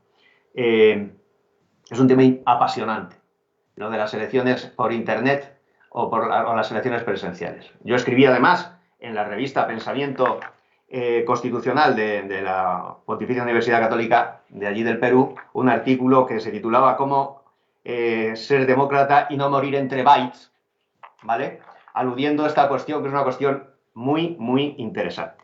Pero bueno, una vez que se elige, pues tiene que presentar el diputado, tiene que presentar en la Secretaría General, tiene que presentar su papeleta diciendo que ha salido elegido por la circunscripción que sea, ¿vale? Luego tiene que hacer una declaración de incompatibilidad, enumerando cuáles son las tareas que tiene que realizar y que ha realizado, el dinero que tiene, etc. Eso viene establecido en la propia Ley Orgánica del Régimen Electoral General. Y por último, tiene que realizar un acatamiento, un juramento de acatar la Constitución. Y aquí en España, ya lo habrán visto ustedes, se convierte en una ópera bufa. Menos jurar por Snoopy, todo el mundo, gran parte de los diputados se inventan la manera de jurar. Yo les recomiendo que si no lo tienen, establezcan ustedes un juramento clarito, breve, para evitar la gracia de cada uno. En España se ha llegado a considerar que se posibilita un juramento jurando por la República, cuando estamos en un sistema de monarquía constitucional. Sería exactamente lo mismo que se jurara por la monarquía en el Perú, y decir que se va a acatar la Constitución. Oigan, miren ustedes, esto de la política es una tarea de personas honestas y de personas serias. Y las bufonadas se realizan con todo el respeto del mundo donde se tienen que realizar, que es en el circo. ¿Cómo se pierde la condición de parlamentario, que era lo que me refería anteriormente? Pues cuando lo dice la Constitución o los reglamentos de las cámaras. Cuando finaliza el mandato, que en nuestro caso es de 4 años, salvo los miembros de diputaciones permanentes del Congreso y del Senado, que permanecen hasta que termina no solamente el mandato, sino que entra el siguiente Congreso o el siguiente Senado. Y también se prevé la renuncia por motivos personales. Entiendo perfectamente su regulación sobre las vacantes para hacer llegar al diputado que lo es, que se lo piense antes y que no juegue con la carta de diputado para intentar ser el director de una empresa determinada. Vamos a poner ese ejemplo. Pero entendiéndolo y loando esa intención, sí veo que en determinados momentos, si uno quiere favorecer a la empresa determinada, o si uno netamente se pone enfermo, o se divorcia de su señora, o se divorcia de su marido, y resulta que tiene que trasladarse y tiene que cambiar de vida, yo creo que obligar durante un periodo de años elevado a una persona a seguir siendo miembro del Congreso de la República del Perú tiene más consecuencias negativas que positivas. Dicho lo cual, la decisión última, por supuesto, la tienen ustedes. Llevo 30 minutos, no quiero pasarme de 45, que es lo que cerré con ustedes. Para dejar adelante. No, pero para dejar luego que me pregunten ustedes y aclarar cuestiones. Efectivamente, gracias, presidente. En España el Estatuto de los Diputados pues tiene su inviolabilidad, como tienen ustedes, su inmunidad parlamentaria, exactamente lo mismo. Ahora tenemos la inmunidad parlamentaria, que saben ustedes que no se pueden, a ninguno de ustedes le puede juzgar el Tribunal Supremo correspondiente de España, el suyo correspondiente, si no tiene antes la solicitud de un suplicatorio y el propio Congreso, pues así lo posibilita. En el caso español tenemos a la vista la solicitud de un suplicatorio por parte de la Audiencia Nacional para que sea juzgado el vicepresidente segundo del Gobierno, el señor Iglesias, y se tramita pues el Tribunal Supremo, que es el máximo órgano jurisdiccional en España, pide la solicitud de que se conceda un suplicatorio a la Cámara correspondiente, en este caso al Congreso, porque es diputado, ¿vale? La Cámara, el presidente de la Cámara lo pasa a la Comisión del Estatuto del Diputado, que les sonará a ustedes, porque esto es así, y eso pasa a Pleno y tienen que decidirlo en el Pleno si se admite o no. Saben ustedes que la inviolabilidad y la inmunidad viene vinculado directamente pues a lo que ocurría en unos primeros momentos donde el Poder Ejecutivo, donde el Ejército, donde el Rey en España tenía el Poder Ejecutivo, podía perseguir a un parlamentario porque era la representación de la burguesía, de la ciudadanía, y podía oponerse a lo que quería el monarca. Yo creo que estas cuestiones deberían ser un poco puestas en tela de juicio y ver cómo se realiza la misma. Luego también tenemos, o los diputados y senadores gozan de un foro especial, que es que están aforados ante el Tribunal Supremo. Directamente ante el Tribunal Supremo. No cabe una segunda instancia, porque la máxima instancia es el Tribunal Supremo. Esto ha tenido algún problema en el ámbito europeo, de la jurisdicción europea, porque efectivamente alguno ha dicho, oiga, todo el mundo tenemos derecho a ser juzgados por 2 instancias distintas, por si una de las instancias se equivoca, y con este sistema se me perjudica. En cualquier caso, son cuestiones muy discutibles que tienen sus aspectos positivos y negativos. Porque miren ustedes, si hablando, como estoy hablando a legisladores, ustedes estarán más seguros si les juzga un órgano más elevado que el que pueda ser de primera instancia y posiblemente no esté tan vinculado a su circunscripción, a su provincia, a su departamento, pues posiblemente, o en positivo o en negativo, será mucho mejor que tengan que salir de su entorno y que sea juzgado con mayor independencia por un órgano superior. Pero bueno, esto tiene sus pros y sus contras. No lo oculto en absoluto y es un tema muy a tener en cuenta. Como en todas las cámaras que les voy a contar, pues hay unos órganos directivos y otros órganos de trabajo. Los órganos directivos, pues es la presidencia de la Cámara, como se elige al presidente correspondiente de la Cámara, ¿vale? Que las cámaras eligen a sus respectivos presidentes, exactamente igual que ocurre aquí, y gozan de sus respectivos reglamentos y de su presupuesto correspondiente para mantener su autonomía. Mucho más, señores congresistas, en el caso de un sistema más presidencialista como es el suyo. Porque ustedes tienen que mantener su autonomía para controlar las posibles desmanes que pueda cometer el presidente de la República. Ojo con este tema también. Porque ustedes tampoco pueden olvidar, y ese es el problema del asamblearismo, si solamente hay una Cámara, desde mi punto de vista, que el presidente de la República tiene la misma o más legitimidad que ustedes porque también es elegido directamente por el pueblo. Es decir, el señor Trump o el señor Biden no es elegido por el Senado norteamericano. Ya sé, y lo sabemos todos, que es a través de caucus, vale, pero tiene una legitimación también propia. Por tanto, las interferencias, no digo la aquiescencia y bajar la cabeza de lo que diga el presidente de la República, mucho menos lo diría en la sede del Poder Legislativo, si quiero llevarme bien con ustedes, ¿verdad?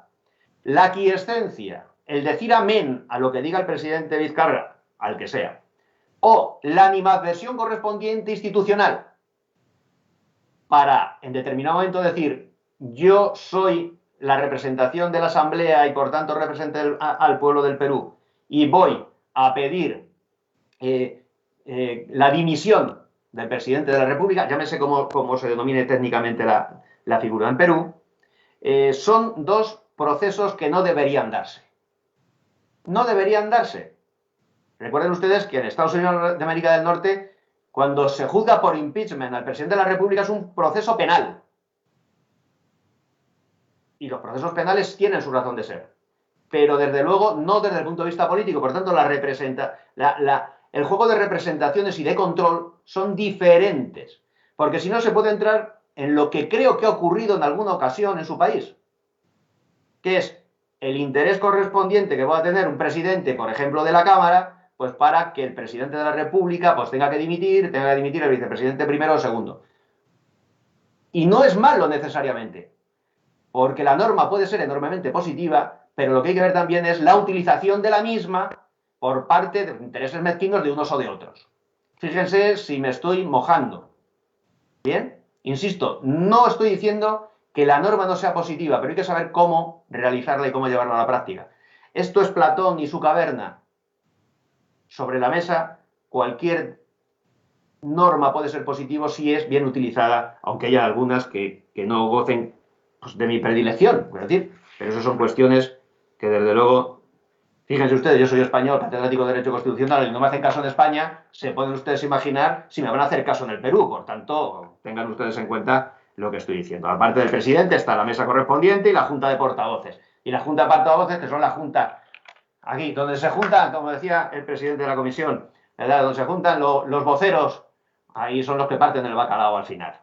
¿Por qué? Porque las diferentes bancadas, pues son los que tiene la junta de portavoces, los que nombran los miembros de las comisiones. Estábamos hablando de eso exactamente igual que ocurre en España. Son los grupos parlamentarios, las bancadas, las que están siempre funcionando desde ese punto de vista. Fíjense ustedes que hace 15 o 20 días, el partido político más numeroso de la oposición, que es el Partido Popular, cambió a su portavoz de la bancada correspondiente del grupo parlamentario por problemas entre el presidente del Partido Popular, señor Casado, y esa portavoz del grupo parlamentario. Fíjense si tiene importancia el grupo parlamentario, la bancada correspondiente, y cómo se imbrica en todos los órganos de dirección y de gobierno de las asambleas correspondientes. No le voy a contar, que dicen en mi tierra, a mi padre cómo tener hijos. Ustedes, evidentemente, conocen la situación mejor que yo. El Pleno es el órgano que tiene las mayores competencias. Tendrán ustedes que regular, si crean el Senado, cómo se producen las reuniones conjuntas de ambas cámaras para determinadas competencias, para determinadas funciones. Es decir, si van a haber competencias que puedan ser relacionadas en Congreso y Senado, estoy utilizando la terminología patria, ¿vale? Nos podemos encontrar con que habrá que establecer un reglamento para ver quién es el que preside esas reuniones conjuntas. Por ejemplo, en España, las reuniones conjuntas de Congreso y del Senado se realizan pues, para proceder, si hay algún problema en la sucesión a la corona, si hay que establecer, pues aquí también tendrían ustedes que matizar quién tiene la preferencia, si el presidente del Congreso, si el presidente del Senado, ¿vale? Y ver también si se tienen que organizar entre ellos para cuestiones territoriales, para cuestiones económicas. Antes hablábamos de que el Senado también en España tiene peso respecto a determinadas decisiones económicas del Fondo de Compensación Interterritorial. Hay que vincular a ambas instituciones. Voy a ir concluyendo. Las comisiones parlamentarias pasan exactamente igual que ustedes. Yo no soy partidario de las comisiones de investigación. Y yo sé que ustedes habrán abierto muchas, porque todos los parlamentos abren muchas comisiones de investigación. Las comisiones de investigación, al menos en España, no tienen competencia, evidentemente, para tomar decisiones judiciales, y por tanto, cuando uno abre una comisión de investigación, la mayoría que controla esa comisión de investigación, no me pregunten por qué, pero siempre encuentran cuestiones políticas, jurídicas, económicas, para decir que la minoría a la que se está controlando, o lo que sea, han cometido algún problema. Por tanto, recuerden ustedes el aforismo parlamentario de si quieren ustedes que todo continúe como sigue, crean ustedes una comisión de investigación. Pues efectivamente, yo tengo mis dudas sobre las comisiones de investigación ad hoc. Las comisiones en el Parlamento español, normalmente las comisiones legislativas permanentes, ¿vale?, vienen vinculadas y se crean después del organigrama del gobierno, de tal forma que si hay un Ministerio de Defensa hay una comisión de defensa, si hay un Ministerio de Universidades hay una comisión de universidades, y si no hay un Ministerio de Universidades, porque está incluido dentro del Ministerio de Educación, pues no se crea esa comisión de universidades, para facilitar el trabajo correspondiente de control de los unos y de los otros. La Diputación Permanente, no sé si ustedes tienen Diputación Permanente, la verdad es que no lo he mirado, es el órgano que permanece entre que hay unas elecciones legislativas y que se incorporan las nuevas cámaras, para seguir tramitando todas las cuestiones que tienen que ver y que necesitan del apoyo de la Cámara. En el caso español, fíjense ustedes, ahora que estamos con el caso del estado de alarma, en el caso de que hubiera elecciones, quien tiene que ratificar el estado de alarma es la Diputación Permanente del Congreso de los Diputados. Y el Gobierno no se queda sin ese control del Congreso de los Diputados. La Diputación Permanente es un órgano que se crea por primera vez en la Constitución Española de 1812, que, como decía, pues hombre, algo tuvieron que ver ustedes, porque como saben ustedes, su primer presidente fue el señor Morales Duárez, y creo que era más o menos de por allí, de por donde estaban ustedes, igual que Mejía Lequerica o Dionisio Inca Yupanqui, todos ellos miembros ilustres del callejero de la capital de España, Madrid. Pues bien, vamos, son el 45. La función legislativa, que es la básica, es una función que desarrollan y que conocen todos ustedes y que se complica en cuanto entra una segunda cámara. ¿Por qué? Porque tienen que establecer, que dicen los franceses, una navette, una ida y una vuelta, para que en determinado momento se tenga que tomar las decisiones por el Congreso y por la Cámara que se vaya a crear. No conlleva mayores problemas. Sí les recomiendo que, como hace la Constitución española, establezca que al final no pueden estar de arriba abajo, de abajo arriba, sino que una de las dos cámaras tiene que tener preeminencia sobre la otra y tomar la decisión y cortar el sistema. Pongamos un ejemplo. Ahora se está tramitando en España la ley sobre la despenalización de la eutanasia. ¿Bien? Se presenta una proposición de ley por parte del Partido Socialista. Se presenta en enero de este año. Nos llegó todo el tema del estado de alarma y la verdad es que se han ido posponiendo la posibilidad de presentar enmiendas. Todavía estamos en periodo de enmiendas. Llevamos ya 10 meses de enmiendas. ¿Cuánto se tarda normalmente en aprobar una ley que no sea tan compleja como puede ser la de la eutanasia? Pues miren ustedes, si partimos de la base que al Senado en España se le da con carácter general, salvo que se declare la urgencia por parte del Congreso de los Diputados o del Gobierno, se le dan 2 meses para tener que decidir sobre el texto del Congreso, que le manda el Congreso, aprobado. Si el Congreso, insisto, o el Gobierno considera que es urgente, le dan solo 20 días. Pueden ustedes pensar que como mínimo se tardan 9 meses, 10 meses en aprobar una ley. El término medio entre los tiempos que se tiene que terminar en aprobar una ley, me refiero a las leyes orgánicas u ordinarias, no me refiero a una reforma constitucional, ¿vale? Que se tarde 10 o 12 meses, un año, en aprobar una ley, es uno de los aspectos negativos del bicameralismo, digamos, porque te da mucho más tiempo. Pero también te impide que de pronto una asamblea legislativa, llámese Congreso, llámese como Asamblea Nacional, de pronto decida redactar una ley porque tiene la mayoría y aquí te pillo, aquí te mato. Y en 3 meses tengan ustedes una ley que acaban de cambiar los presupuestos, que acaban de cambiar pues la legislación electoral o lo que sea. Porque aprobar un cambio una reforma constitucional, por supuesto, pero un cambio legislativo conlleva también las pausas correspondientes temporales.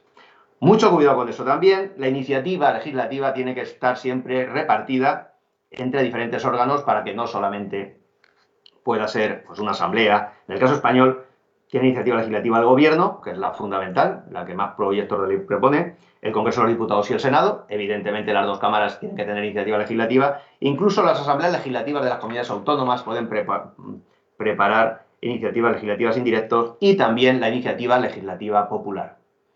Si tenemos dos cámaras, lo mismo, una de ellas tiene que ser la encargada de tramitar las iniciativas legislativas populares, presentadas directamente ante una de las dos cámaras. Si tenemos dos cámaras, lo mismo, los miembros del Tribunal Constitucional no tienen por qué ser elegidos solo por el Congreso peruano, sino también pueden ser elegidos mitad y mitad por el Senado, o pueden ser el propio Senado el que elija determinadas magistraturas, o el que pueda vetar. No se trata de hacer el derecho de hacer, sino el derecho de impedir determinados nombramientos por parte del presidente de la República. Fíjense, el nombramiento de los embajadores en Estados Unidos de América del Norte. Lo presenta el presidente de la República, lo puede vetar el Senado y nos podemos tirar. En España ha ocurrido en reiteradas ocasiones, 2 o 3 años, sin tener embajador admitido, presentado por el presidente de la República y admitido por el Senado norteamericano. Bien, que hay muchas competencias ahí que se tienen que realizar. No voy a hablar de la tramitación de cómo se tramitan las enmiendas, etcétera, etcétera, etcétera. También tiene la función presupuestaria. La función presupuestaria es la aprobación de los presupuestos. Lo sufrirán ustedes, posiblemente, ¿verdad?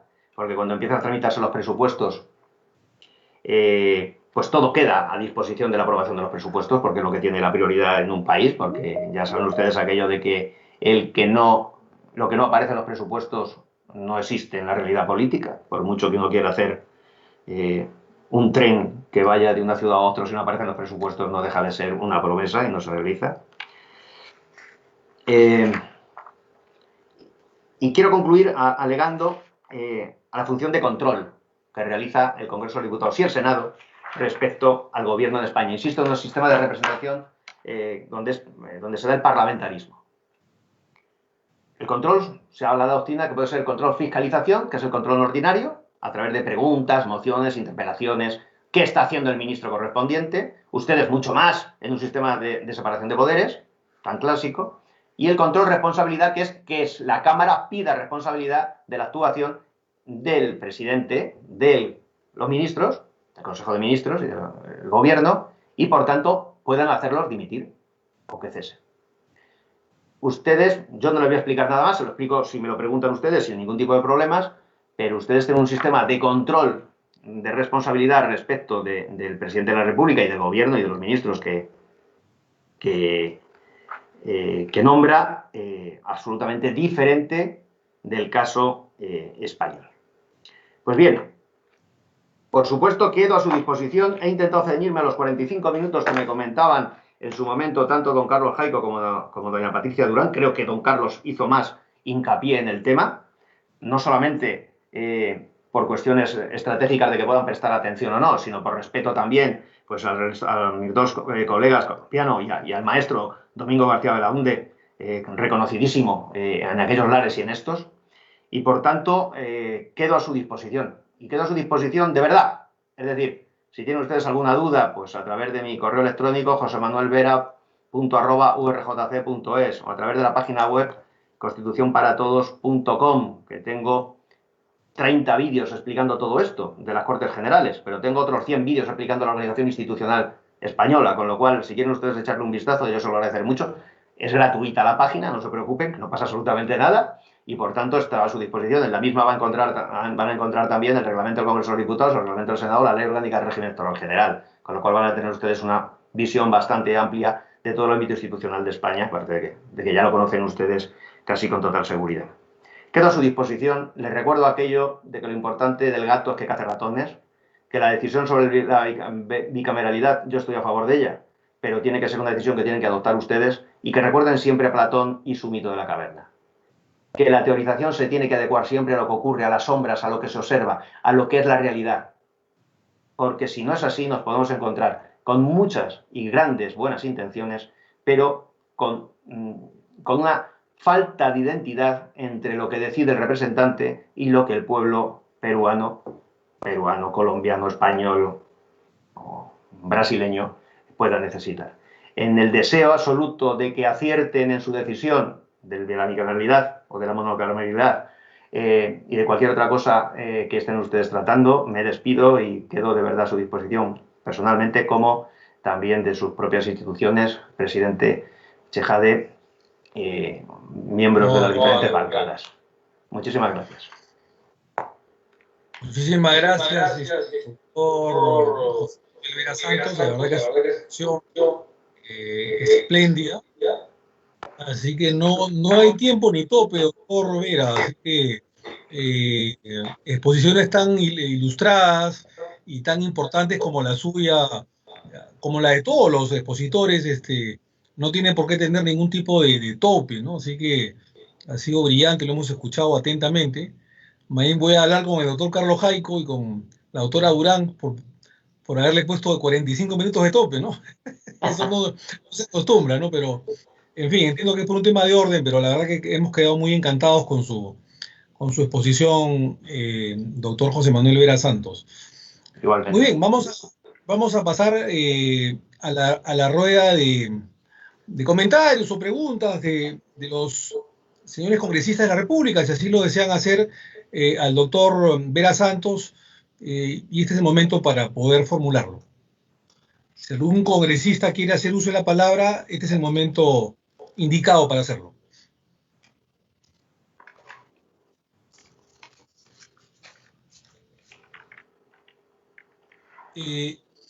Bueno, mientras se formulan las preguntas, quisiera la presidencia de la comisión hacerle... Se me ha olvidado, presidente, se me ha olvidado una cuestión básica para mí. Sí, adelante. Válgame Dios. Recuerde que mi tesis doctoral se titulaba Senado Territorial y Presencia de Notables. Una de las cuestiones que yo proponía, la cuestión básica de mi tesis doctoral, es que en cualquier tipo de Senado, en el caso español el Senado Territorial, la segunda Cámara se podía utilizar para incluir en la misma a todas aquellas personalidades relevantes del ámbito de la política que antes de dejarlas de lado en las siguientes elecciones se pudieran incluir como senadores, quizá con voz, pero no con voto, pero que sí tuvieran el púlpito para poder seguir luchando por el bienestar de Perú y de los peruanos.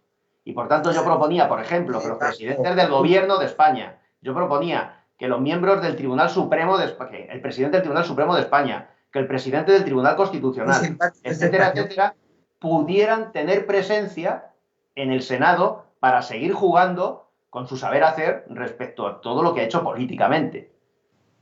¿Creen ustedes que me hicieron caso los legisladores españoles? Pues no. No se preocupen, por tanto, ustedes tampoco me hagan caso. ¿Qué hicieron en España? Incluyeron, con la llegada del señor Rodríguez Zapatero, el presidente Zapatero, incluyeron que los expresidentes del gobierno tengan plaza, si ellos quieren, en el Consejo de Estado, que dice el artículo 107 de la Constitución, que es el supremo órgano consultivo de España. Pero es un órgano técnico. Y al ser técnico, ¿qué ocurre? Que los presidentes del gobierno, pues pueden ser licenciados en Derecho, doctores en Derecho, pero desde luego ellos son políticos sobre todo. ¿Qué ocurre en la práctica? Que al no hacerme caso y no meternos en el Congreso, en el Senado, lo que nos encontramos que ningún presidente del gobierno está ejerciendo como consejero de Estado, porque las discusiones son técnicas, no pueden hablar en público, son a través de informes y, por tanto, no se está desarrollando lo que yo pretendía, que era aprovechar el background de presidente del gobierno. Nosotros tenemos presidentes del gobierno que han estado 12 años u 8, como son el presidente González del Partido Socialista, como son el presidente Zapatero del Partido Socialista, el señor Aznar del Partido Popular o el señor Rajoy. ¿Los vamos a dejar sin seguir utilizándolos? Si el señor Aznar o el señor Zapatero tienen excelentes relaciones pues con don Omar Karim Chejade Moya, lo tenemos que tener de tal forma instrumentalizado para que si tenemos que hablar con usted, presidente, pues venga una persona que usted confíe en ellos y por tanto las relaciones entre Perú y España pues sean mejores. Se lo digo de todo corazón, piensen ustedes en esa posibilidad. a ver, hay que tener en cuenta también, a ver, que tienen que ser presidentes de la República o presidentes del gobierno y cumplir determinados requisitos. Es decir, si se les ha pillado sustrayendo el oro del Perú, que es algo muy conocido, pues digamos que no pueden estar en el Senado, porque serían incompatibles porque están encausados o están ya sentenciados. Pero con carácter general piensen eso, porque van a aprovechar en una democracia que tienen ustedes pues de hace poco tiempo, que están en evolución, porque como Estado pues son ustedes jóvenes, en aprovechar a los grandes padres de la patria, ¿vale? Perdonen que se me había olvidado.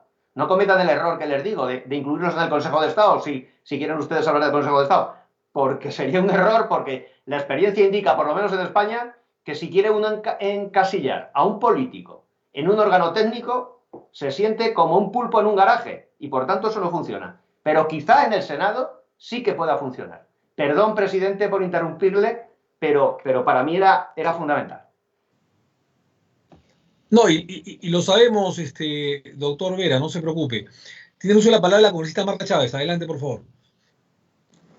Sí, gracias, presidente. En primer lugar, para agradecer a la sencillez y la dinámica con la que el doctor Vera nos ha compartido sus conocimientos, sus reflexiones y sobre todo su pragmatismo, ¿no? Esta invocación a que encontremos y debatamos. Yo soy defensora de la unicameralidad, por ejemplo, y entonces valoro muchísimo el mensaje del doctor Vera en el sentido de que se deben encontrar las soluciones que el país requiere, no por simplemente adherir a una u otra alternativa porque es mayoritaria en el mundo, porque ha sido tradicionalmente presente en el país. Nos recuerda el doctor Vera la participación peruana de los parlamentarios peruanos en la Constitución, en la PEPA, ¿no? La Constitución de Cádiz de 1812, a través de Vicente Morales Duárez. Gracias por esa mención, porque es un referente en materia constitucional. Yo querría señalar además lo valioso que es el que podamos contar con personas como el doctor Vera para reflexionar sobre esto. Yo quisiera preguntarle al doctor Vera, claro, él no tiene por qué conocer el comportamiento del Congreso, pero a mí me preocupa mucho esto que ha señalado respecto de la demora en la gestación de las normas en España, ¿no? Porque si bien de lo que he entendido, aun cuando pudiera haber plazos perentorios derivados del pedido de urgencia que se puede plantear en las iniciativas, al final hay como una suerte de corredor de ida y vuelta en la etapa de las enmiendas. Entonces, ahora el doctor Vera tendría que saber que en el Perú tenemos en este Congreso unicameral, tenemos mecanismos de reflexión y para que no hayan leyes apuradas. Sin embargo, la mayoría de los parlamentarios decide muchas veces saltarse esos mecanismos de reflexión y entonces se exonera de la segunda votación, que al final es un proceso muy breve porque es una semana nada más, un nuevo debate dentro de una semana luego de producida la primera votación. Y acá se suele excluir eso, no solamente para leyes declarativas que, en fin, o para normas que tienen plazo perentorio, que se cumplen, situación en la cual sí podría hacerse esa exoneración, pero se hace en todo. Entonces, yo me pregunto, y querría preguntarle al doctor Vera, ¿qué piensa él de la posibilidad de que los propios parlamentarios puedan, tanto en un sistema bicameral como en un sistema unicameral, diríamos, saltarse de manera reglamentaria, porque él nos ha señalado también que más allá de la Constitución, el artículo 66 de la Constitución española, los reglamentos que desarrollan esa norma muchas veces terminan rediseñando el diseño constitucional. Y entonces quería preguntar por su intermedio, señor presidente, al doctor Vera, ¿qué sucede en España respecto a la posibilidad de que en un sistema bicameral, sin embargo, por decisión de los diputados y senadores, se obvien o se debiliten los mecanismos de mayor reflexión que pueda tener un sistema bicameral, aunque sea ese sistema bicameral que nos señala que es asimétrico, ¿no? Entonces quería preguntar eso y sobre todo agradecer la sencillez, lo ameno que ha sido su intervención. Gracias, presidente. Muchas gracias, congresista Chávez. ¿Hay algún otro colega parlamentario que quiera hacer uso de la palabra antes que la presidencia lo haga? Muy bien. La presidencia de la comisión, antes de darle uso de la palabra nuevamente al doctor Vera Santos, agradeciéndole su presencia, la bonomía que ha tenido para con la comisión, el aprecio, el cariño. Me dicen por interno que el doctor Vera Santos sería andaluz. ¿Eso es cierto, doctor? No, soy de la tierra de Don Quijote, soy de La Mancha. Ajá. A veces soy Quijote y otras veces soy Sancho Panza, pero lindo con Andalucía, pero no. Ahí está. Tiene un temperamento muy, muy amable, muy afable, como los amigos andaluces, ¿no? De Córdoba, Sevilla, Granada, Málaga, en fin, ¿no? Córdoba. Tierras que tanto conocemos. Bueno, la presidencia de la comisión, quería hacerle algunas preguntas, ¿no? Aprovechando también su presencia y su vasta experiencia y conocimientos en materia constitucional. Siempre en España, para después aterrizar en el tema de la bicameralidad, por supuesto, siempre en España, cada cierto tiempo, sobre todo cuando hay problemas de elección al presidente de la República, tiene un sistema indirecto de elección, ¿no? Primero se elige la Cámara de Diputados, y la Cámara de Diputados elige al presidente del gobierno, como se le denomina allá, al presidente del gobierno español. Es un sistema indirecto de elección presidencial. Pero siempre que hay estos problemas y cuando no se puede formar gobierno y hay problemas, siempre salta a la vista la posibilidad de retornar a la República, ¿no? Es decir, el famoso enfrentamiento entre monarquía y república, ¿no? Que tanto aboga Pablo Iglesias con su agrupación política Podemos, ¿no? Pero siempre salta cada cierto tiempo el hecho del retorno a la república, ¿no? Y el enfrentamiento entre monarquía y república. Yo considero, y es una apreciación muy personal, que a España le ha ido muy bien con la monarquía constitucional, ¿no? Tanto en el terreno político como económico, ¿no?